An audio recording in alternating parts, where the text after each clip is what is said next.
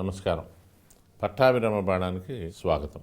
రోజు రోజుకి చూసేవారి సంఖ్య, అభిమానించేవారి సంఖ్య, కామెంట్లు పెట్టేవారి సంఖ్య, చివరికి మా క్లినిక్కి వచ్చేవారి సంఖ్య కూడా అమాంతంగా పెరిగిపోయింది. చాలా సంతోషం. ఎందుకంటే మీరు వచ్చారని కాదు, అంటే కొందరు కొన్ని సమస్యల్ని పెట్టుకుని వాళ్ళే సఫర్ అవుతున్నారు, కుటుంబ సభ్యుల్ని ఇబ్బంది పెడుతున్నారు, వాళ్ళు అనుకున్న స్థాయికి వాళ్ళు చేరుకోలేకపోతున్నారు. మనం గతంలో వీడియోల్లో మాట్లాడుకున్నట్టుగానే ప్రతి మనిషి అద్భుతాలు చేయగలడు, చేయడానికి అతనికి హక్కు ఉంది, ఆసక్తి కూడా ఉంది. ఆసక్తి ఉంటే ఆసక్తి కూడా వస్తుంది. కానీ ఏమవుతుందంటే, నేను ఇంతే, మా ఇంట్లో ఎవరికి చదువు రాదు కాబట్టి నాకు రాదు, నేను ఎంత చదివినా ఫెయిల్ అవుతున్నాను. ఎందుకు ఫెయిల్ అవుతామండి? యూనివర్సిటీ వాళ్ళు ఏమైనా పగబట్టారా మిమ్మల్ని ఫెయిల్ చేయాలని ఎవరైనా కంకణం కట్టుకున్నారా? ఏమీ లేదండి. మనకు ఉన్న కొన్ని ఆ బద్ధకం, ఆ వాయిదాల గుణం, అదర్ అట్రాక్షన్స్ ఇవి కొంచెం తగ్గించాలి. అయితే వీటన్నిటితో పాటు మనం మాట్లాడుకుంటున్నట్టుగానే communications is very very important. Communications అంటే మాట తీరు, what you are talking, why you are talking, when you are, ఇవన్నిటితో పాటు హౌ యు ఆర్ టాకింగ్ అనేది చాలా ఇంపార్టెంట్ అండి. హౌ మనం గతంలో మాట్లాడుకున్నాం, బట్ హౌ గురించి చెప్పుకోలేదు. హౌ అంటే నేను మాట్లాడేది నా వయసుకు తగ్గట్టుగా నేను మాట్లాడుతున్నానా, ఎదుటివారిని సంబోధించి నేను మాట్లాడేటప్పుడు వాళ్ళకి అర్థమయ్యేలా మాట్లాడుతున్నానా. ఇది చాలా చిన్న విషయాన్ని ఎరిక్ బెర్న్ అనే ఒక గొప్ప రచయిత, సైకాలజీ బాగా చదివిన అతను ఒక అద్భుతమైన బుక్ రాశాడు. దాని పేరు ట్రాన్సాక్షనల్ అనాలిసిస్.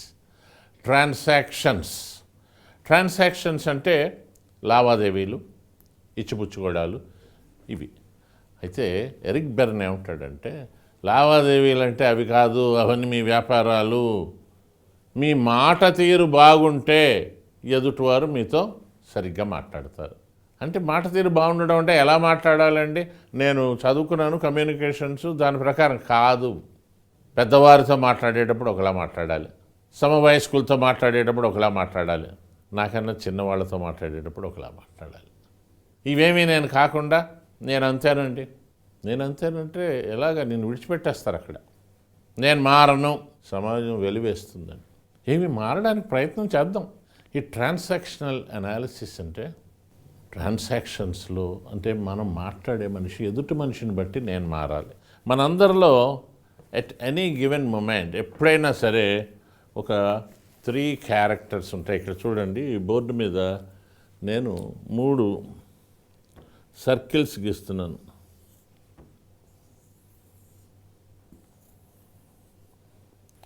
మొదటి దాని మీద పి అని రాశాను, అంటే పేరెంట్.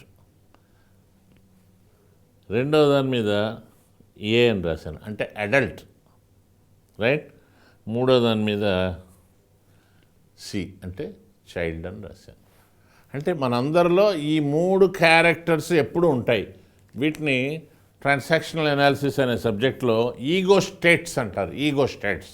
కొంతమంది ఎప్పుడు పేరెంట్ లాగే మాట్లాడతారు, అంటే వాడి వయసు ఇంతే ఉండొచ్చు కానీ అదే మాట్లాడతాడు. ఉదాహరణకి, నీ పేరేంటి అంటే, నీ పేరేంటి అంటాడు. వాళ్ళు ప్రశ్న ఉంటుంది. అతనిలో ఆ పేరెంటల్ ఈగో స్టేట్ ఎక్కువ ఉంది. రెండోది అడల్ట్ అంటారు. అడల్ట్ అంటే చదువుపోతాడు, ఈ వాళ్ళతో మనకి ఎందుకులే అన్న టైప్లో. మూడోది చైల్డ్ అంటే నా కర్మ, నా జాతకం, నాకు నీ సంగతి ఇదే. వీళ్ళు ఏంటంటే వాళ్ళలో 2 రకాలు ఉంటాడు. ఒకడు లిటిల్ ప్రొఫెసర్ అంటాడు, మళ్ళీ క్వశ్చన్ చేస్తాడు. Adaptive side. It's big subject. అంటే ఎలాగంటే, ఇప్పుడు సరదాగా మీరు 4 ఫ్రెండ్స్ మీ కాలేజీ దగ్గర ఒక క్యాంటీన్కి వెళ్ళారు, చిన్న బడ్డీ. చాయ్ 5 ఉన్నాం, 3/5 చాయ్ అన్నారు. చిన్న బడ్డీ కదా. అతను, సార్ ఇంకా పాలు రాలేదు సార్. పాలు రాలేదా? మరి ఎందుకు పెట్టావా? నీ బుద్ధి ఉంది అసలు? పేరెంట్ ఉన్నాడు వీళ్ళు, గట్టిగా మాట్లాడతారు. అది కాదు, అసలు మేము వస్తామని తెలుసు కదా, నువ్వు పొద్దున్నే లేచి తెచ్చుకురావాలి కదా పాలు. వీళ్ళు ప్రతివాడికి పాఠం చెప్తాడండి. ఆటో వాడు ఏదైనా మీటర్ మీద ఎక్కువ ఇవ్వమంటే పాఠం, సినిమా హాల్ వాడితో గొడవ, క్యూలో వాడితో గొడవ, వాడు పక్క నుంచి భార్య అంటుంది వదిలేయండి మీరు అని. గొడవ గొడవ గొడవ గొడవ పెట్టుకుంటాడు. వీళ్ళ తత్వం ఏంటంటే ఎక్కడికి వెళ్ళినా మా దగ్గర కొందరు చెప్తూ ఉంటారు, సార్ మా ఆయనతో బయటికి వెళ్ళాలంటే భయం సార్, ఎవరో ఒకళ్ళతో గొడవ పెట్టుకుని వస్తాడు. ఇది నువ్వు రోజుగా ఎదురయ్యే వాళ్ళందరితో ఏం పెట్టుకుంటామండి? ఆ బస్సులో 10 రూపాయలు ఇస్తాడు, ఏదో 8 రూపాయలు అవుతుంది, 2 రూపాయలు ఏదో రాసి ఇస్తాడు. రాసి ఇవ్వడం అంటే నీ దగ్గర లేదా, చూపించు అన్నట్టు ఆయన. చూపించు, డబ్బా నీ సంచి చూపించు. అది కాదు సార్, ఇంకా అందరికీ టికెట్లు, నువ్వు అది ఇవ్వనంటే నాకు తెలుసా మీరు అంతా డ్రామా చేస్తారు, ఆఖరిని మర్చిపోయి వెళ్ళిపోతామనే కదా నీ ఉద్దేశం. చచ్చినా మర్చిపోను అంత గొడవ పెడతాడు వైఫ్ వాళ్ళంతా. ఫోన్లేండి, చివరికి మర్చిపోయేటండి అతను. ఇవి ఏంటంటే ఆ పేరెంట్ ఎప్పుడూ అధికార దర్పంతో మాట్లాడాలనిపించడం, అలా మాట్లాడకండి. రెండోది అడల్ట్. ఇప్పుడు ఇదే బ్యాచ్ వెళ్ళారు, ఆ ఛాయ్ బాబు 3/5 ఛాయ్ అని, పాలు రాలేదు, పాలు రాలేదా, ఇక సరే ఏమున్నాయి ఇంకా, సాఫ్ట్ డ్రింక్స్ ఏమన్నా, కూల్ డ్రింక్ ఉందా, సరే ఉందా, కోక్ 5గురికి 3 తీసుకుని చేయి, ఏదో ఏ సర్దుకుపోతాడు. లేదా అది కూడా లేదా మంచినీళ్ళు అంట. వీడండి జీవితంలో సక్సెస్ అవుతాడు. ఇక మూడో క్యారెక్టరు అంటే, మీరు ఇక్కడ అడల్ట్ అంటే మీరు పెద్దరికం అని, చైల్డ్ అంటే చిన్నపిల్లవాడని అనుకోవద్దు. ఆ మనిషి వయసు అదే, ఇప్పుడు మీ వయసు ఏది ఉందో అదే. బట్ మీరు మాట్లాడే మాటల్ని బట్టి మీలో ఏ ఈగో స్టేట్ డామినేటింగ్గా ఉందో తెలుస్తుంది. మీలో చైల్డ్ ఉన్నాడు అనుకోండి, సపోజ్ సేమ్ క్యాంటీన్కి వెళ్ళారు, బాబు 3/5 టీ అన్నారు, పాలు రాలేదు అని, లేవా నా కర్మ, నా జాతకం, శనిగాడు నాకన్నా ముందు వచ్చి కూర్చున్నాడు. అదేంటో సార్ నాకు తెలియదు, నేను మొన్న సినిమాకి వెళ్ళినా టికెట్ దొరకలేదు సార్, నా ముందు వాడికి వచ్చింది బాహుబలి టికెట్, నాకు రాలేదు. ఏంటి చెప్పండి, నా రాసుంది సార్, అంతెందుకు సార్, మొన్న ఊరు వెళ్దామని రిజర్వేషన్, సరిగ్గా లాస్ట్ నా ముందు వాడికి వచ్చింది, నాకు వెయిటింగ్ లిస్ట్ అని వచ్చింది, అవలేదండి అది.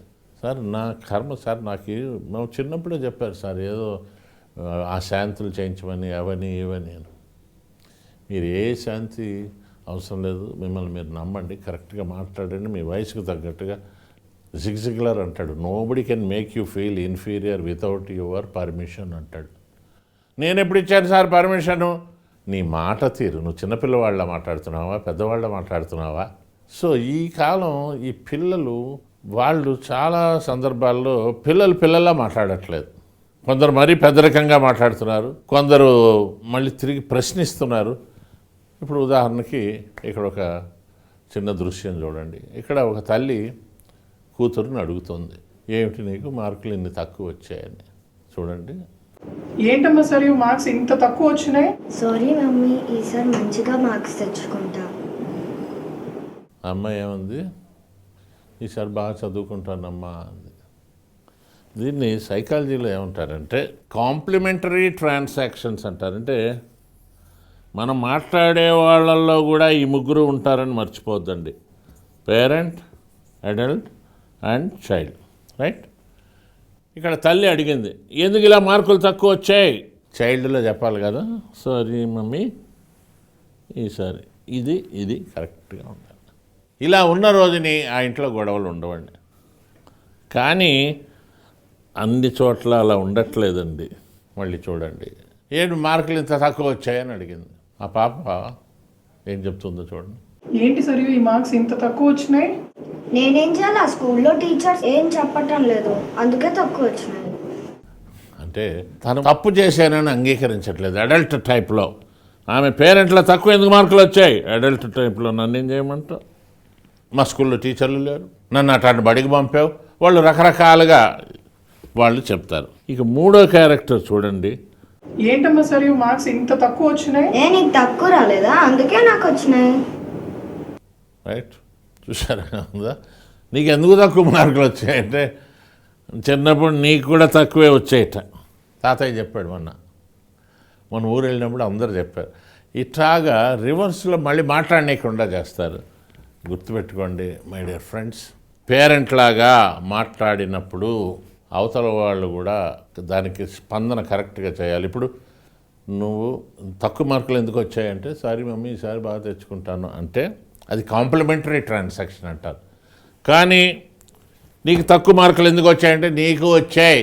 దీన్ని అల్టీరియర్ ట్రాన్సాక్షన్స్ అంటారండి. అలాంటి సంబంధాలు కొనసాగవు. ఎదురు సమాధానం చెప్పడం, మాటకు మాట చెప్పడం. అయితే ఇండియాలో ఏమైందంటే జనరల్గా హస్బెండ్ అండ్ వైఫ్ మధ్యలో ఎక్కువ మ్యారేజ్ ప్రాబ్లమ్స్ ఇక్కడే వస్తాయండి. ఆ హస్బెండ్ వైఫ్ని చిన్నపిల్లలాగా నా రిస్ట్ వాచ్ ఉంది తీసుకురా అంటాడు. అక్కడ రిస్ట్ వాచ్ తెచ్చిపెట్టు ఇటగేమంటాడు. ఆ రిస్ట్ వాచ్ ఏమో తీసుకురా, లేకపోతే పేపర్ ఉంటాడు, ఆ ఫోన్ తీసుకురా అంటాడు. ఆ అమ్మాయి మళ్ళీ అమ్మాయిలో ముగ్గురు ఉంటారు కదా, ఇతనేమో పేరెంట్ లాగా అడిగాడు, ఆ ఫోన్ ఇలా పట్టుకురా. అమ్మాయిలో చైల్డ్ ఉన్నాడు అనుకోండి, కర్మ అని పట్టుకొచ్చిస్తుంది. అడల్ట్ ఉన్నాడు అనుకోండి, అమ్మాయిలో ఇప్పుడే ఇస్తానండి, ఇక పప్పు వండుతున్నాను, కూర వండుతున్నాను, మళ్ళీ రింగ్ అవుతుంది, అయ్యో ఇప్పుడే చేస్తున్నానండి, అది అవుతుందండి అంటే తాను అని చెప్పదు, తెచ్చి ఇవ్వదు. ఒకవేళ అమ్మాయిలో పేరెంట్ ఉన్నాడు అనుకోండి, ఆ ఫోన్ రింగ్ అవుతుంది అంటే నీకు చేతులు లేవా, నువ్వు లేవలేవా, నేను పని చేస్తున్నా కదా, నీకేం రోగం ఊరికి మనసులో అనుకుంటుంది, ఏమైంది తెచ్చుకోలేవా నువ్వు. దీనివల్ల ఆ సంసారంలో కూడా. సో అందుకని ఎదుటివారితో మాట్లాడేటప్పుడు వారి స్థాయిని గుర్తించి వాళ్ళు ఎవరు, వాళ్ళకి ఎలా చెప్పాలి. కొందరు తిక్క మనుషులు ఉంటారనుకోండి, వాళ్ళకి మీరు చైల్డ్లా మాట్లాడినా పేరెంట్లో మాట్లాడినా తిక్కే. అందుకని అడల్ట్లా మాట్లాడడం, సర్దుకుపోవడం. అంతే, వాడు మూర్ఖుడు, something is wrong in his brought up. వాడిని నేను బాగు చేయాలని అనుకుంటే నేను మెంటల్ అవుతాను అని సర్దుకుపోవాలి. చాలామంది ఈ ఇండియాలో హౌస్ వైఫ్స్ అండి, ఆ హస్బెండ్ ఎప్పుడు చిన్నపిల్లని ట్రీట్ చేసేసినట్టు చేస్తాడు. అది పట్రా కాఫీ అంటాడు రైల్వే స్టేషన్లో అమ్మినట్టు. సో కాబట్టి సర్దుకుపోండి, మీరు మర్యాద ఇవ్వండి, మర్యాద పుచ్చుకోండి. ఈ ట్రాన్సాక్షనల్ అనాలిసిస్ అనే బుక్ చదవండి. దీన్ని ఆధారంగా తీసుకుని చాలా మంచి బుక్స్ వచ్చాయండి. అందులో very famous book is I am okay, you are okay. నేను బాగున్నాను, నువ్వు బాగుండాలి. ఐ యామ్ ఓకే, నేను ఒకనే బాగున్నాను, తప్పండి. అది నేను బాగున్నాను, మీరు ఎవరు బాగాలేదు. ఆ అమ్మాయి అంటుంది, అవును నేను బాగాలేదు, నా కర్మ, నేను అసలు మొన్న ఆ సంబంధం చేసుకుంటుంటే ఎంత బాగుండేదో, నా కర్మ. అది మంచిది కాదండి. I am okay, you are okay. అయితే నిజం చెప్పాలంటేనండి, ఇదంతా మనకు ఒక పాత సామెత ఉంది. పూర్వం రోజుల్లో మీ అమ్మమ్మలు, తాతయ్యలు వాళ్ళు ఆ రోజుల్లో లెటర్స్ రాసేటప్పుడు పైన క్షేమం అని రాసేవారు. మా మదరు రాసిన లెటర్ నా దగ్గర ఇంకా దాచుకున్నానంటే. ఈ జనరేషన్కి పాపం లెటర్స్ లేవు. అమ్మ దగ్గర నుంచి, నాన్న నుంచి అన్నీ రాస్తూ ఉండేవారు. ఇప్పుడు ఎన్ని సెల్ ఫోన్లు వచ్చేసాయి. మా అమ్మ రాసింది క్షేమం అని, ఉభయకుశలోపరి అంటే అంత బాగున్నాం. ఇది ఐఎమ్ ఓకే, యూఆర్ ఓకే ఇదే కదండి. నేను క్షేమం, ఆ పారాగ్రాఫ్ ఫస్ట్ ఇలా ఉండేది, నేను క్షేమం, మీరు క్షేమంగా ఉన్నారని తలుస్తాను. ప్రతి వాళ్ళు రాసుకునేవారండి. నేను క్షేమం అని ఆగలేదు, మీరు క్షేమం నాది అట్లా అనలేదు. నేను క్షేమం, మీరు కూడా క్షేమంగా ఉన్నారని తలుస్తాను. I'm okay, you're okay, transactional analysis. So మీరు ఇది చేయండి, ఈ రోజు నుంచి మొదలు పెట్టండి. ఎదుటి వాళ్ళు మూర్ఖులైనా మనం కాదు కాబట్టి మనం ఇటువంటి ప్రోగ్రామ్స్ ద్వారా మన మాట తీరు మార్చుకుందాం, పద్ధతి మార్చుకుందాం, నలుగురిని మెప్పిద్దాం, నలుగురు మనల్ని అనుసరించేలాగా, ఆచరించేలాగా, మనల్ని వాళ్ళొక మోడల్గా తీసుకోవాలి. ముఖ్యంగా మన పిల్లలు మనకి రోల్ మోడల్గా కావాలి. Okay, thank you very much. నమస్కారం. ఈ కార్యక్రమాన్ని మీరు క్రమం తప్పకుండా చూస్తున్నందుకు చాలా సంతోషంగా ఉంది. ఈ కార్యక్రమాన్ని మనం ఇంకా అద్భుతంగా చేయాలి అంటే మీరు అందరూ చూస్తూ ఉండండి, కామెంట్స్ పెట్టి ఇంకా ఎలా చేస్తే బాగుంటుందో చెప్పండి. దీంతోపాటు మర్చిపోకూడదు ఏంటంటే మీ ఫ్రెండ్స్కి, రిలేటివ్స్కి ఇది షేర్ చేయండి. షేర్ చేసి వారు సబ్స్క్రైబ్ చేసేలా చేయండి. దానివల్ల వారికి వచ్చే బెనిఫిట్, నాకు వచ్చే బెనిఫిట్, చివరికి సమాజానికి వచ్చే బెనిఫిట్ చాలా ఉంది సుమా.